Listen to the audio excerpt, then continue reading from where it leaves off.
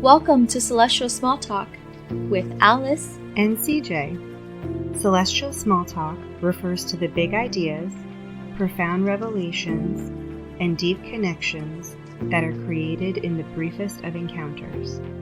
It is often in these moments that an imperceptible shift in thought can bring about the biggest change, helping us to more fully embody our intuition. We strive to inspire, illuminate, question, provoke, and spark the unique constellation within.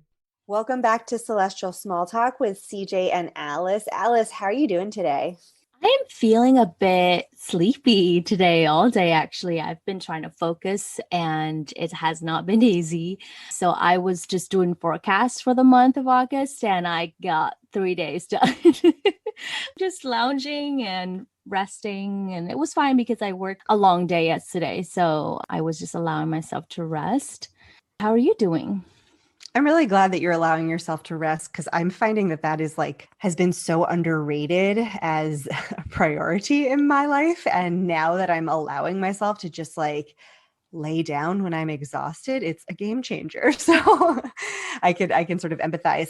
I am feeling good. I'm feeling like I've put some things in place that I know are going to yield results much later. So I'm kind of playing the waiting game, and in the meantime, allowing some of my fears and worries to get the best of me. And I'm trying really hard to keep those in check and just say things happen in their own timing. And just because I have projected something doesn't mean that's going to happen, and really taking to heart trust in others and the unknown, because that's all I can do. I can only do so much. And I'm trying to remind myself that I don't need to keep doing stuff. Like, I can rest because some things are already in motion. Yes, I remember completely where it was for me back when I just started my own business as well. It was months of just like, what if this is not going to work out? What am I going to do with my life? There's so much of that. But I'm so glad that you're taking a step back and just letting yourself enjoy life. And I know you're taking a trip soon, and, just do more of that because life is short. You don't have a lot of time to waste on worrying and things like that. Yeah, I'm really glad you brought that up, actually, because we talked very briefly about the topic for this show. And it's one that I'm kind of surprised we haven't actually talked about yet. And it's comedy. And it's like the role of laughter and comedy and levity and humor in our lives. And what you were just saying, Alice, reminded me of one of my favorite quotes from a song, which is "Changes in Latitudes, Changes in Attitudes" by Jimmy Buffett. And the quote is, "With all of our running and all of our cunning, if we couldn't laugh, we would all go insane." And that has been like one of my mottos my entire life, which is that with everything else that's going on in life, when you can stop and just laugh so hard that you cry, things aren't so bad, and you kind of get that little boost from one thing to the next. So I think we're just going to kind of talk about comedy and its role in our lives and what we've done with it. So Alice, why don't you just tell me about what were some of your earliest memories of laughing? Like what was an influence on you in your comedy journey? I grew up in Vietnam and I remember watching a lot of comedy on television, and majority of it was kind of going over my head because I was really young and the jokes were probably meant for adults. So it took me a while to really get into an understanding. I was also really pure. So for me, a lot of the jokes that people were making were mean. And, like, oh, why would you say that? And I didn't really know how to take jokes seriously until recently. And it's such a Virgo moon thing because I'm really nitpicky about things and I take everything seriously. So I have recently gotten to just let myself go and just let all those judgment go. And recently I've had a few of the incidents where people would ask me where I was from. And a lot of times in the past, I've let it bother me. I went to my very first stand-up class And something similar came up again. And, you know, a lot of times when you think about stand-up comedy, it's pretty much you making fun of yourself, you're making fun of your life, you're making fun of everything that's going on.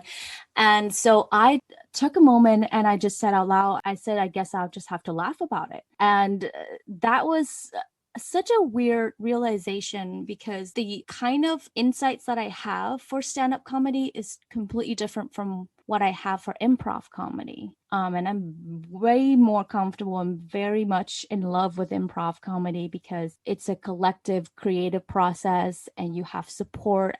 There's nothing wrong coming out of your mouth. Everything is celebrated. With stand-up comedy, it's very methodical. You have to word certain things a certain way and you have to be super aware of everything around you and how people might react to certain things. And it was a completely different muscle and I was very uncomfortable, but I was aware that it's a good uncomfortable. So I have no idea where this is going to take me. Last night I came home and I was like, I hate it. I hate it. I hate it. Aww. But it's a good hate because last night she just said, everybody, you're going to go up there. I don't care if you have anything prepared, just talk. And it was very uncomfortable and scary. And it was like, people just stare at you. Yeah. And that is basically just throwing you all to the sharks. You know what I mean? And like, not even because you're in a supportive classroom environment. And so everyone's automatically going to be just a little bit more forgiving than an audience would be, let's say. But really that's like teaching you to tread water before you learn any strokes. It's like, just get out there, see what you can do. And you're absolutely right that it's so different than improv. And improv is a very hard muscle to stretch for some people. And I would say I have a bit of an opposite energy to you because I'm so comfortable speaking in front of people that, like, you know, the first time I did my stand-up set, people were like, that was your first time? I'm like, it wasn't my first time on stage. Like, I'm very comfortable, like, being the person who's like engaging the room and trying to convey information and pause appropriately and things like that. Whereas the listening and the yes-anding and the imagination that comes in with improv, I had a really hard time embracing. But I made a conscious effort to try with improv because I knew I wanted to make friends that way. Like, for whatever reason in my mind, when I started improv, I was like,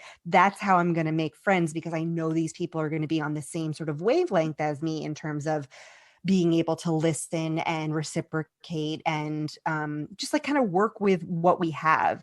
And I really appreciated what that's done for all my relationships that I've made in the comedy world since. But it's just interesting how like our personalities can lean us to one type of comedy over another. It's really interesting when you said that because for me, recently, when I told our friends in the improv team that I was going to start stand up, they were like, "You're so brave." And I was like, what's so brave about it? You just stand up there and talk. And for me, I actually grew up the other way around. I did a lot of presentation. I've danced on stage. I've sang on stage. It's a part of my identity. A lot of it has to do with my personality as in my Leo rising and my Venus and Mars in Leo. There's a lot of self-expressions going on.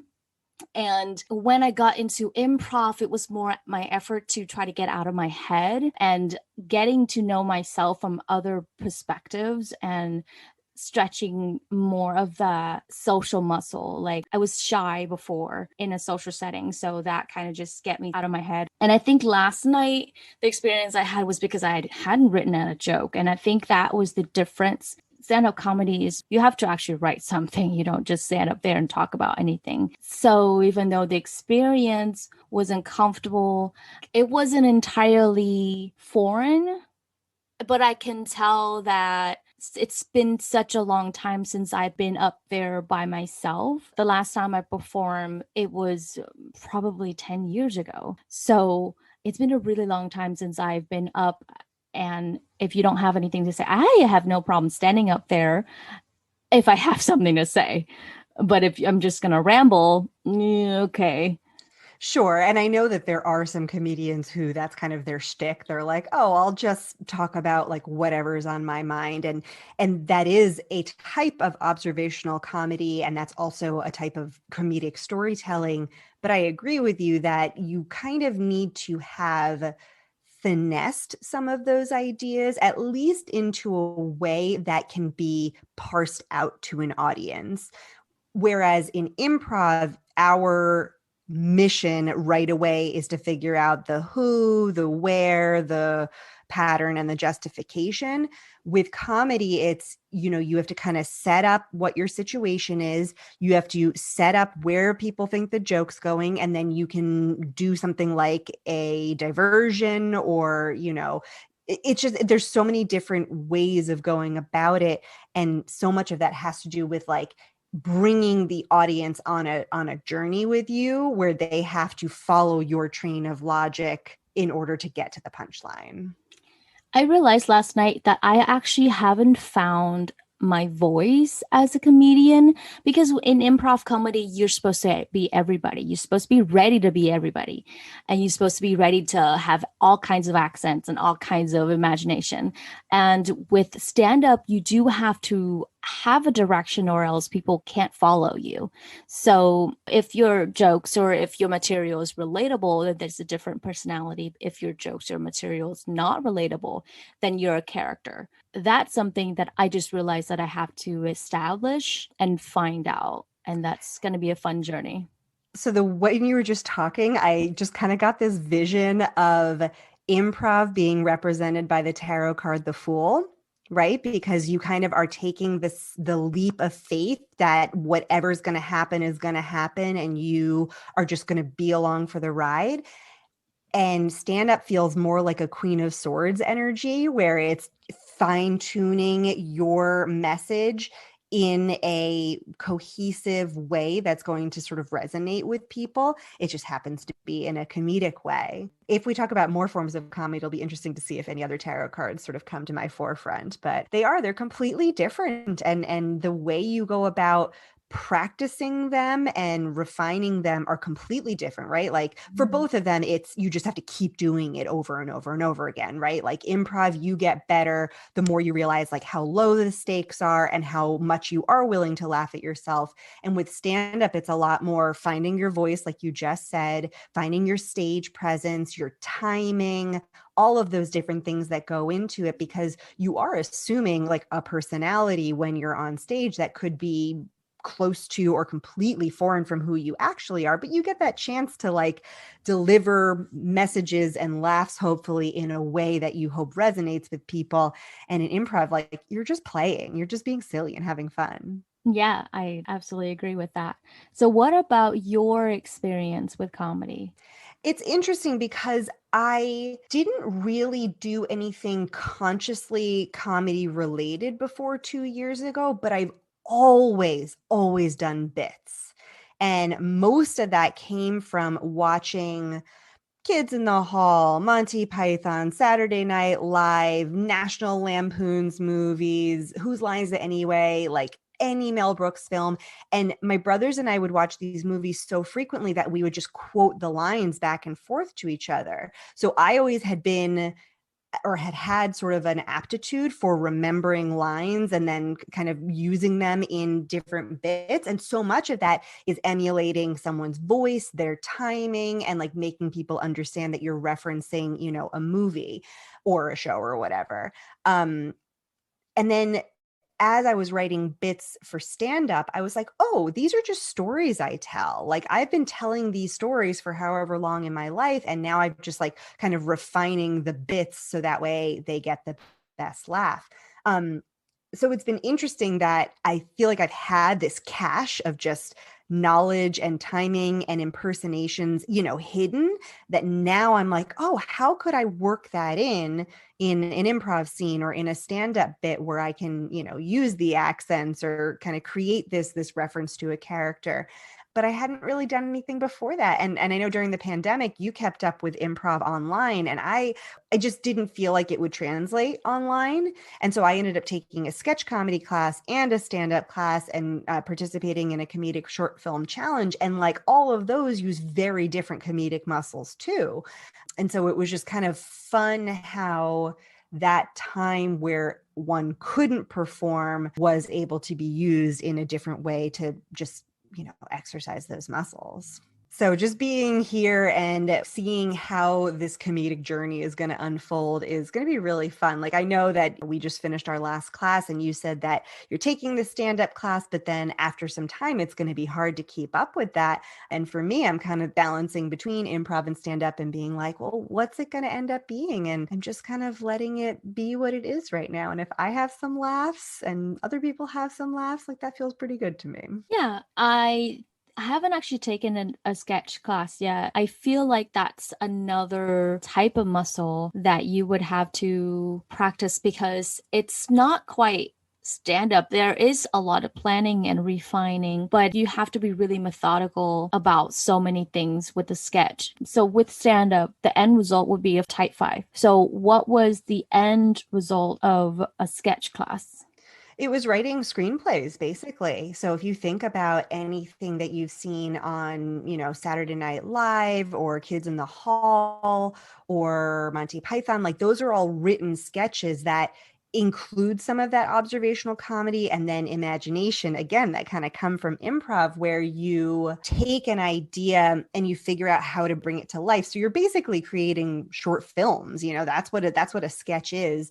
There has to be some cohesion to it, right? It has to have a beginning, a middle, and end. You have to be able to introduce your world really quickly, get the characters situated in the world, get the pattern set up, and then a couple of bits on it, and then you wrap it all up. Because again, much like with stand-up, you can't just go up there and start talking. Usually with sketch, you have to know that there's going to be an end game here. It's not just 5 minutes of someone doing funny stuff with their friend like that. There's no end point to that. So we had to learn how to write sketches based on premises that were able to be done in potentially, it could be 5 minutes, 10, 20, like the comedic short film challenge. You couldn't have it be more than 10 minutes.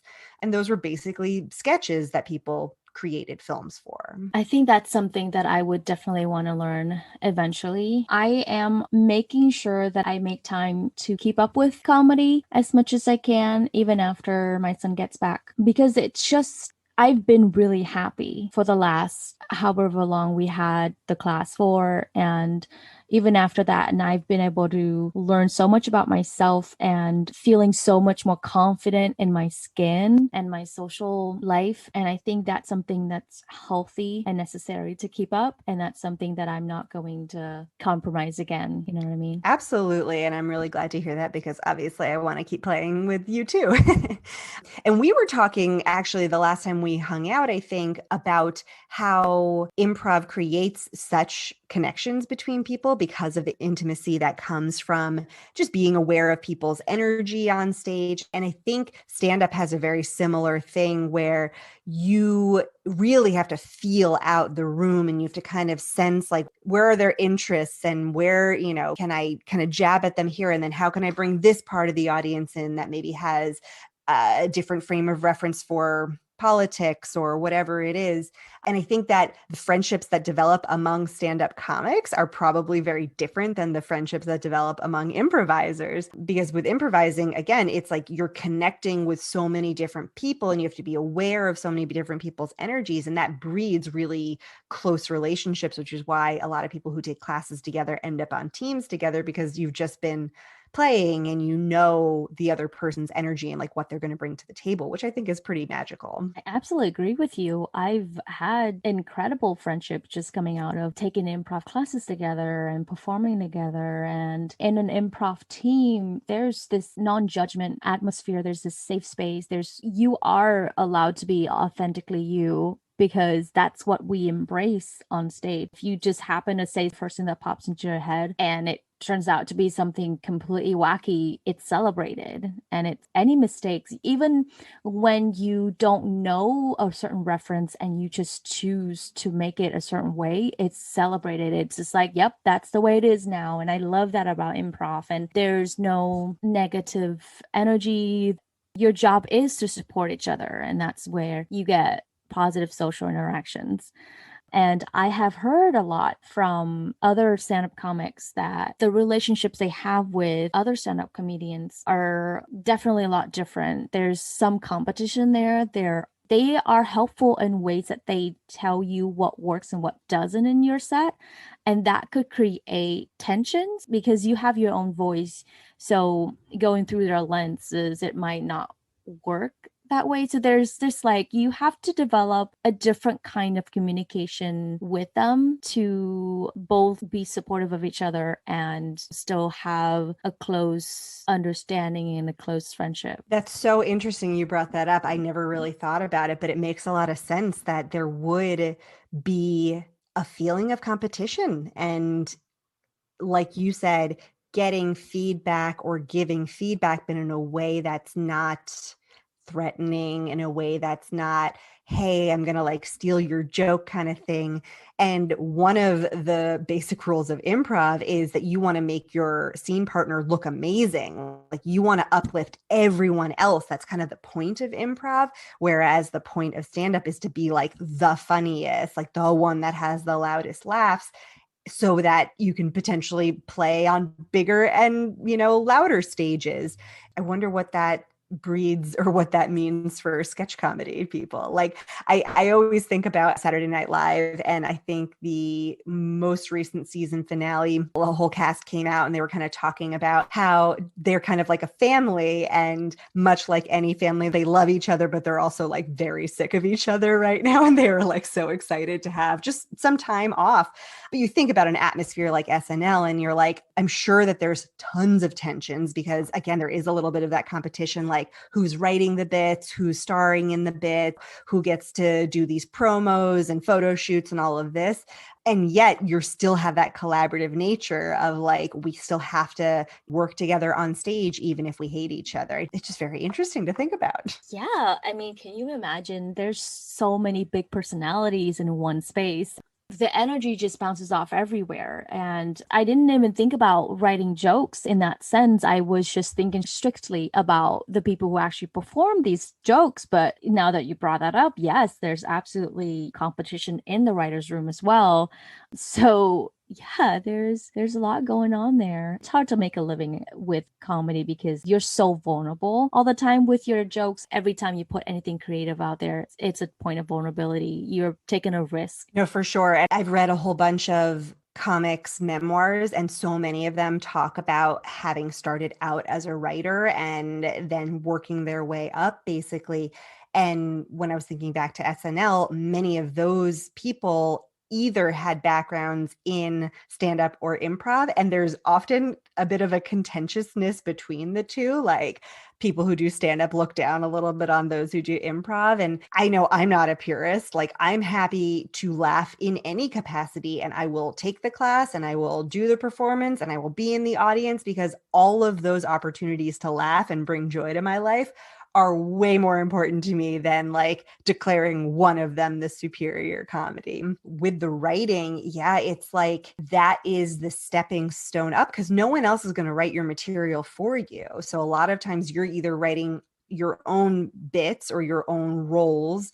I mean, eventually you might be able to get people to write roles and jokes for you, but you want to establish, like you were talking about, finding your voice and kind of your character and everything. There's a whole lot of work that goes into that and a whole lot of growing that needs to happen. Something else that I just came to realize, this is going to sound really naive of me, but all the comedians on stage, they're sort of in character. That's not really how they are in real life. I just rewatched Ali Wong through the stand-up comedy knowledge that I had after one class.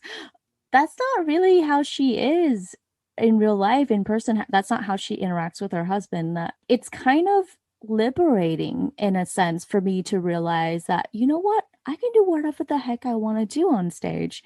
I can be whoever I want to be. I could be completely crass and inappropriate and just all these things that I've always been afraid to be. I would like very much like to see that, because the only reason basically I think this podcast is listed as explicit is because I curse so much. You do occasionally, but like I think about, some of the things that I intend to write jokes on, and I'm like, everyone knows me as this French teacher. And now I'm going to come out with like, these are some of the weirdest, dirtiest bits that I thought would make someone else laugh. And you're going to look at me and be like, who the fuck is this person? And I would love to see you, Alice, as just a completely different version of yourself, because it is a caricature in a way. It's a character and a caricature because it's still you, it's still your voice and your words and everything. But yeah, you can, be the one who wears unitards while doing stand up, or you can, wear pajamas. Like, it doesn't, you can just be whoever you want to be. You can shave your head and that'll be your thing. Like, I don't, because your hair is beautiful, but like, these are things that, yeah, you get to do, which is super liberating. So I would love to see whatever you transform into. Well, I guess we'll have to find out.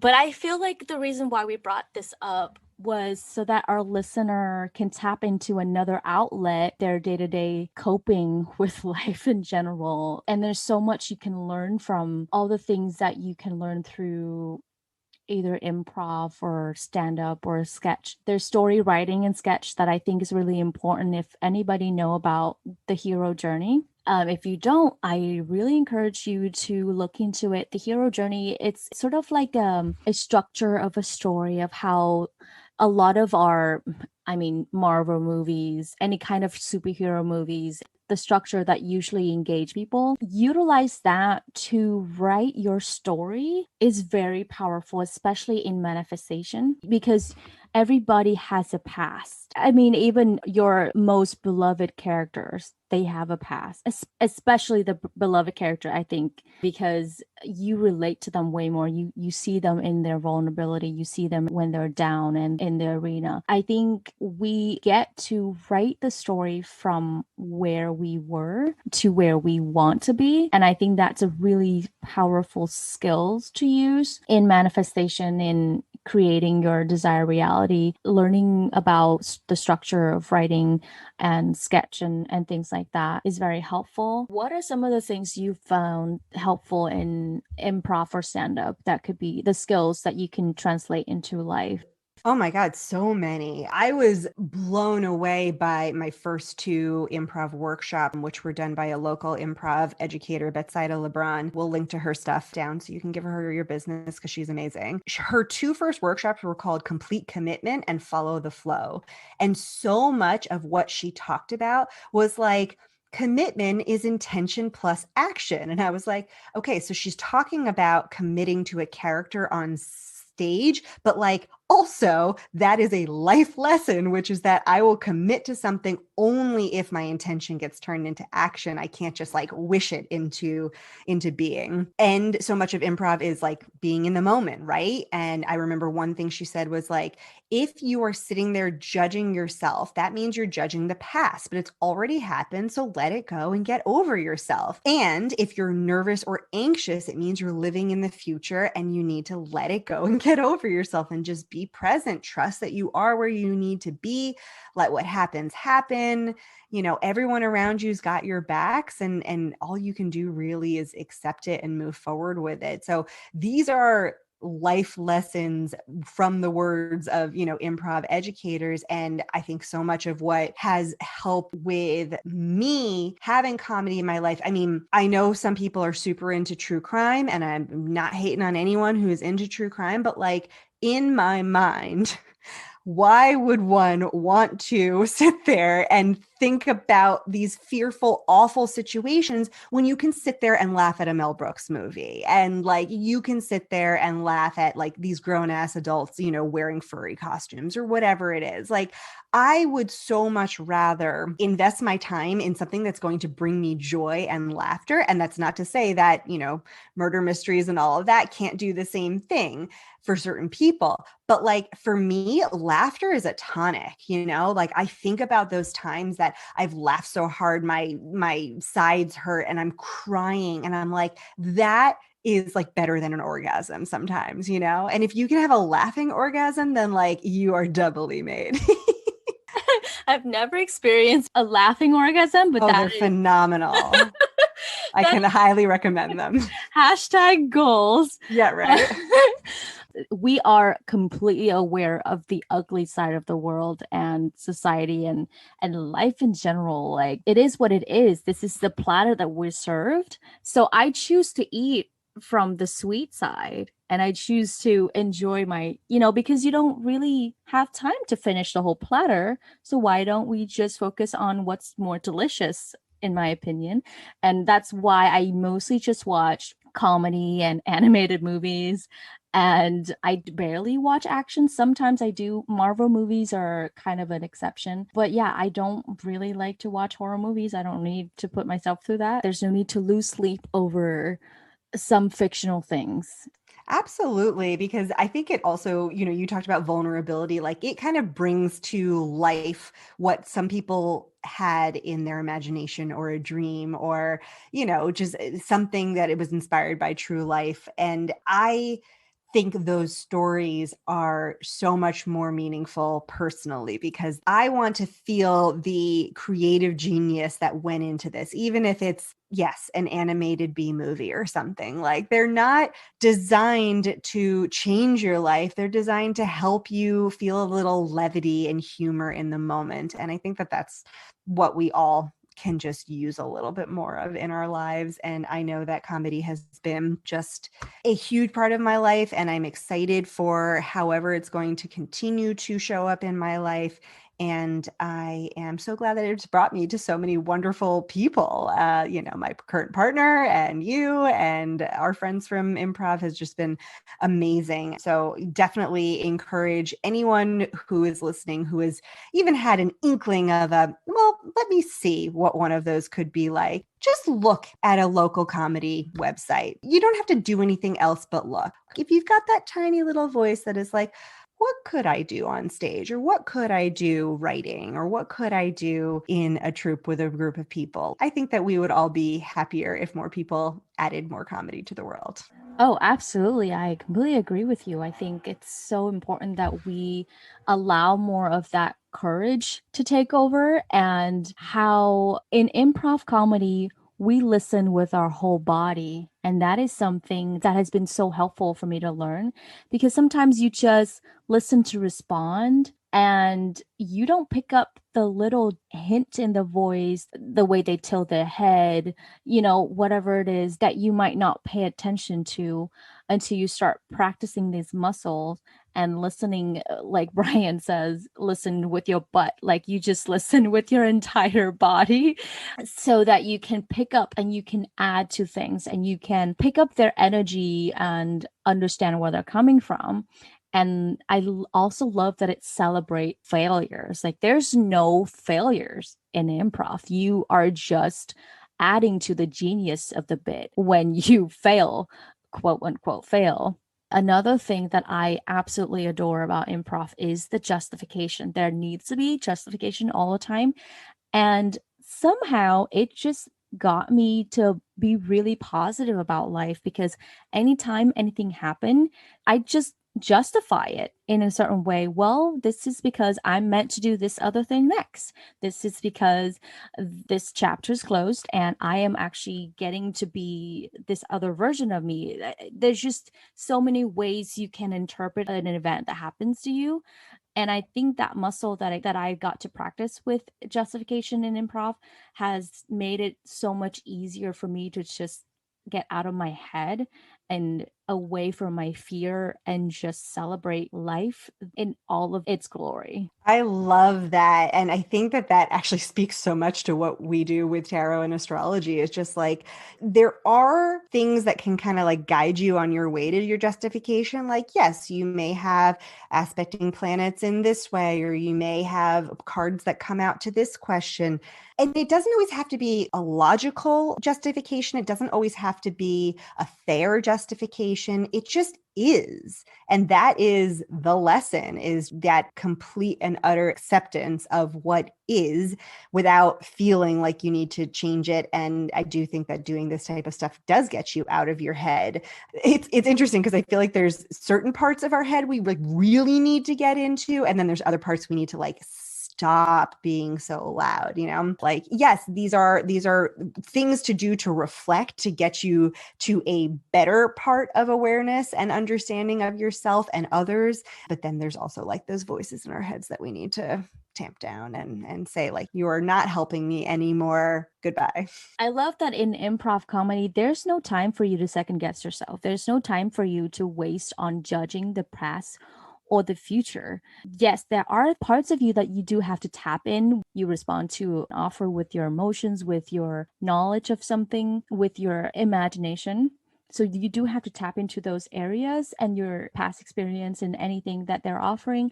But there's also this push to not dwell on things. And that's something that's been really helpful for me in particular with my Virgo moon. There's just a lot going on in my head all the time because I nitpick and I would just overanalyze an event so much that it's not productive anymore. So with improv, this ability to just get out of my head and just embrace all these other things that I already have. Everything you need is already there. And you just have to tap into the support. You call out what it is. And I think that's another thing that I love about improv is you call everything out. You just label it and you just go with it. So that's something that sometimes is really hard for people to get adjusted to because sometimes people don't want to say certain things in fear of upsetting someone else. But a lot of times it's very helpful to label how you feel, what's going on, what are they doing to you, how this whole event is affecting the people around you. It's really helpful because sometimes people just need that acknowledgement and that validation and having an idea of where you are so that you can know what to do next. The way you phrased that was so great. And it speaks to what you said before about how so many of us just listen to respond. And what you're saying is that when we pause and take stock of everything and sort of name it,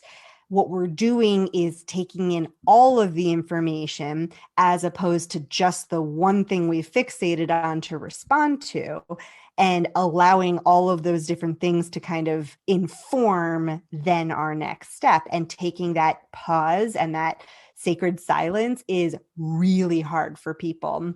When you just said, I think that that's hard for people to get used to when they're watching improv, it really is, because people like predictable stuff, right? They want to be able to say like, okay, because this person yelled at that person, they're going to get mad and yell back. And in improv, that doesn't necessarily work because then it just becomes a scene of two people yelling, which could be funny, but a lot of it is like, you have to stay rooted in like the thing that you felt, and then you can build on that. So if you're automatically going from 0 to 60, or like Brian says, like up to crazy town, you know, people aren't going to be able to come along for the ride. You need to inch it up, you know, little by little. So that way that the audience can take in all of the information that the improvisers are taking in as well. So that we all become like, we kind of go along on this journey together.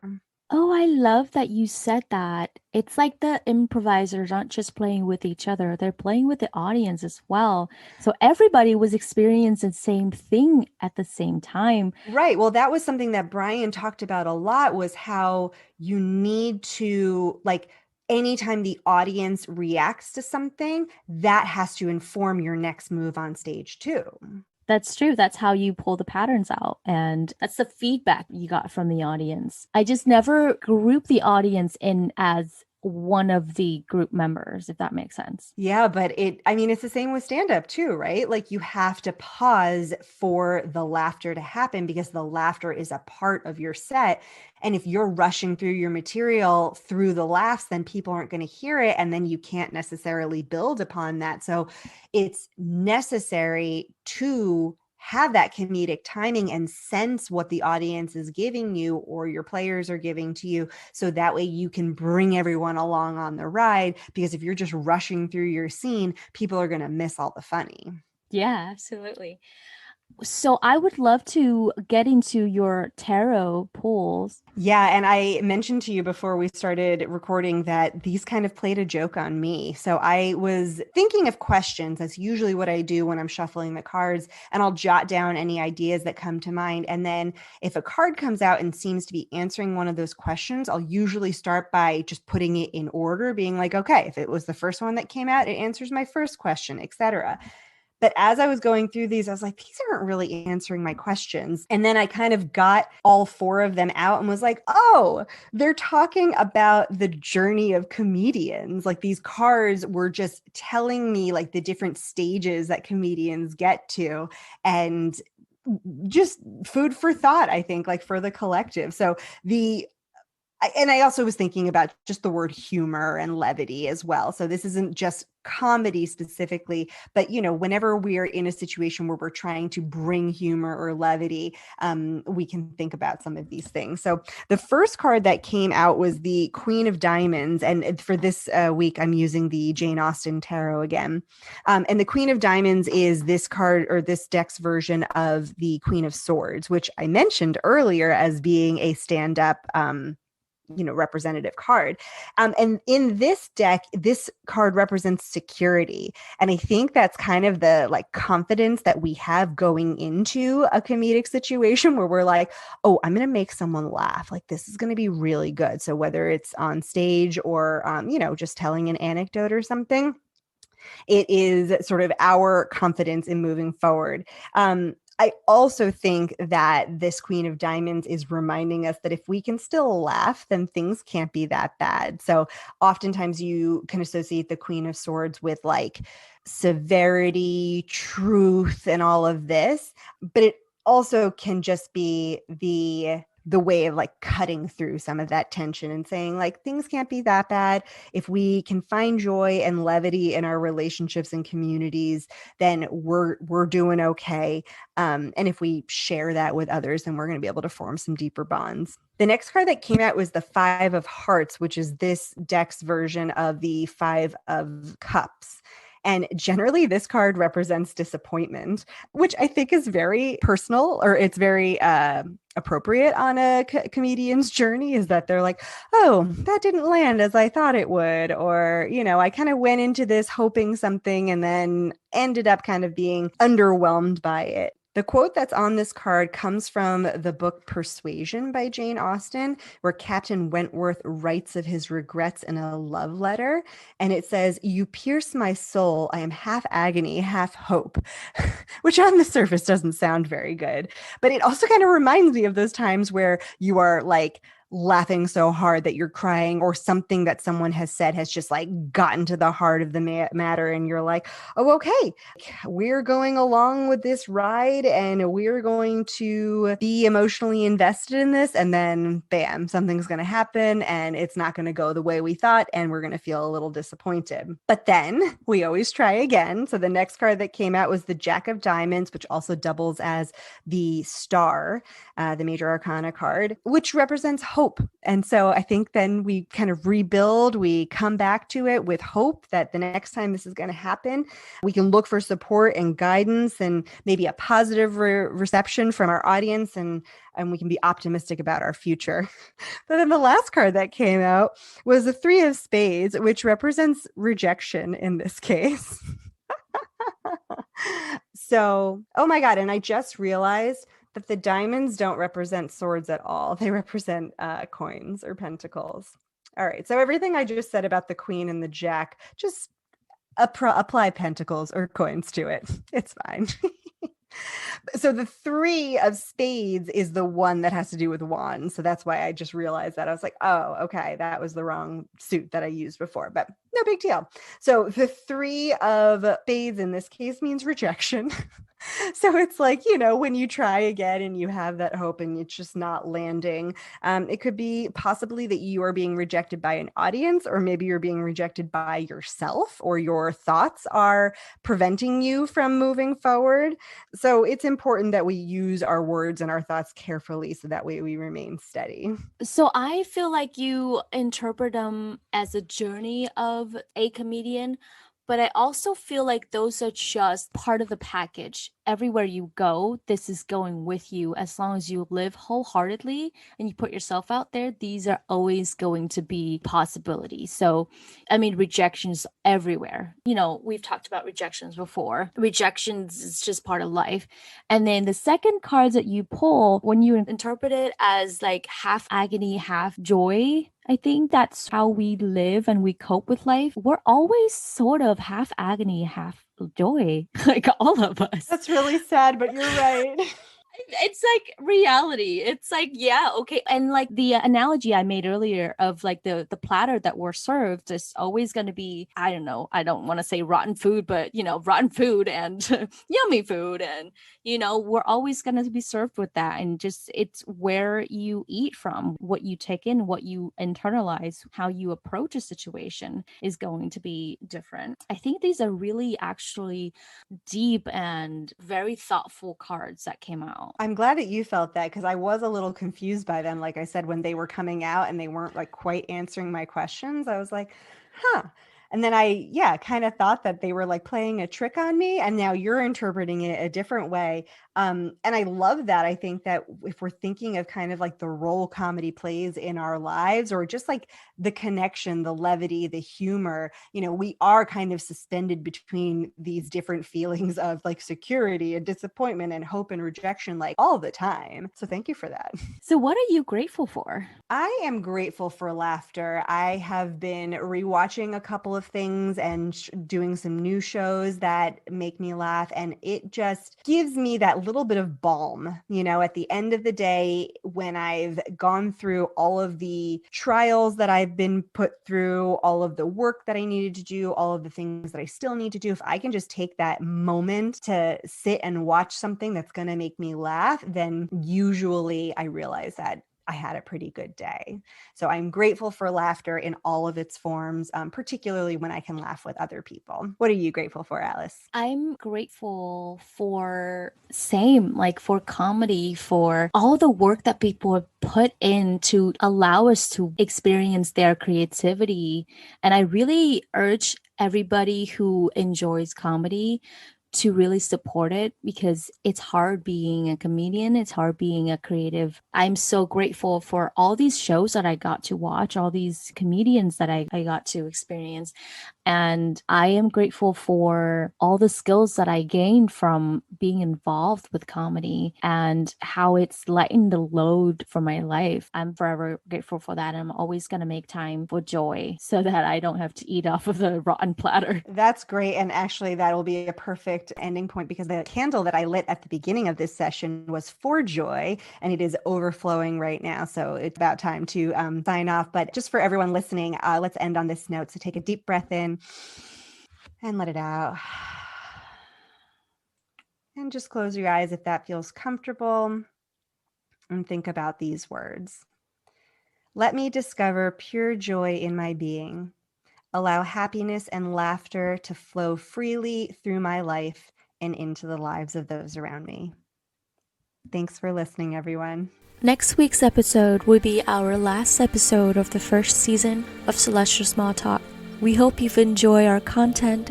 Thank you so much for listening, liking, subscribing, and giving us feedbacks. Please take care of yourself. Embody courage, wisdom, compassion, generosity, and light wherever you go. This week's tangible takeaways: laughter, comedy, levity, and humor all bring joy and connection to our lives. If you haven't laughed yet today, stop right now, put on a funny show, a stand-up special, or go and support your local comedy club. If you've ever felt the inkling to perform, check out workshops or classes. We promise it is a great way to learn to listen, feel discomfort as you develop new skills, make awesome like-minded friends, and let your inner child play a bit.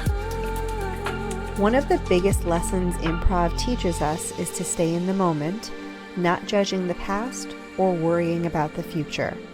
The only thing we can do in each moment is take in the details, weigh our options, and respond accordingly. Take life as it comes. Trust that you are exactly where you need to be, and have a few laughs along the way.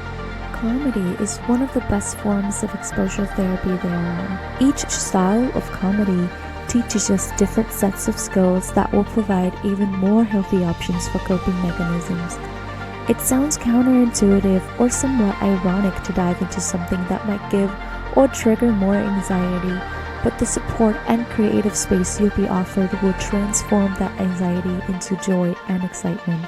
Comedy celebrates failure, embraces creative decision-making, and honors each individual as whomever they decide to be at any given moment. Improv comedy in particular teaches us to mindfully listen, to joyfully fail, to label or verbalize discomfort and absurdity, to freely express our truth, and to get in touch with our inner child who might have been long neglected.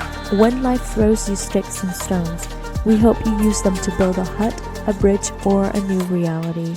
Look into the hero's journey and write your own empowering victory. The weekly forecast from Monday, July 26th through Sunday, August 1st. Monday, July 26th. We can expect this to be a fairly easygoing and pleasant day. There might be minor dissatisfaction here and there, but the day should turn out to be pretty light and enjoyable. Watch for neglecting your own emotional needs in order to support others. Balance, open communication, and self-awareness are key. Slow down and stay mindful of the moment. Only proceed when it feels right. Take care of yourself by diving into creativity, practicing listening to your intuition, and enjoying your own company when possible. Tuesday, July 27th. Expect words to be said with conviction, empowerment, and authority for the next 30 days. We can anticipate spontaneity, novelty, and unpredictability to be the theme of the day and embrace them as they show up. There will also be deep, intuitive, and transformative wisdom innately available at your fingertips. Other than the possibilities of oversharing and excessive communication, which aren't necessarily bad, we should be able to enjoy another fun and gratifying day. Wednesday, July 28th. We can anticipate communication and self-expression to flow more easily and favorably today.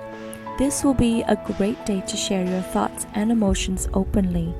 Logic, willpower, and instincts will be aligned and supportive of one another. Watch out for the insatiable thirst for trying to obtain total satisfaction in both emotional needs and the needs for romance, love, or pleasure. Practice gratitude and empower others to do the same. Thursday, July 29th. This will be a day to get things done by crossing items off your to-do list and working towards your long-term goals. We might even feel like we have all the energy in the world to work diligently. Take advantage of this day and finish as much of what you've been dreading or procrastinating as possible. In the next month and a half, we can also expect productivity to be more efficient and impeccable. Friday, July 30th. Today, we can expect emotional volatility early in the morning that should ease up by early afternoon.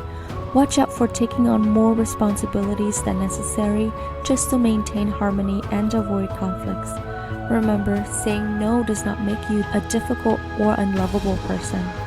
True kindness requires healthy boundaries. By the end of the night, we will be experiencing more pleasure, joy, optimism that allow us to work more efficiently and commit more grounded actions. Saturday, July 31st. Logic and instincts will be at odds today early in the morning. Our needs for emotional and earthly comfort will conflict with our egoic will to express ourselves with pride as well as our sobering responsibilities. However, in the early afternoon into the evening, we should be able to expect more pleasurable, spontaneous, and enjoyable encounters that will lighten up the mood. Avoid being unyielding and stubborn today.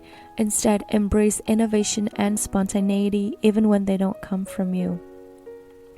Sunday, August 1st. We can expect eye-opening news today if it hasn't already happened the day before that might trigger some level of anxiety. Depending on where this happens in your chart, it might not be a bad thing. There are opportunities to tap into your inner creative powers that can allow transformation to happen from within. Empowerment and self-expression will be the theme of the day. Embody courage and wisdom and celebrate authenticity.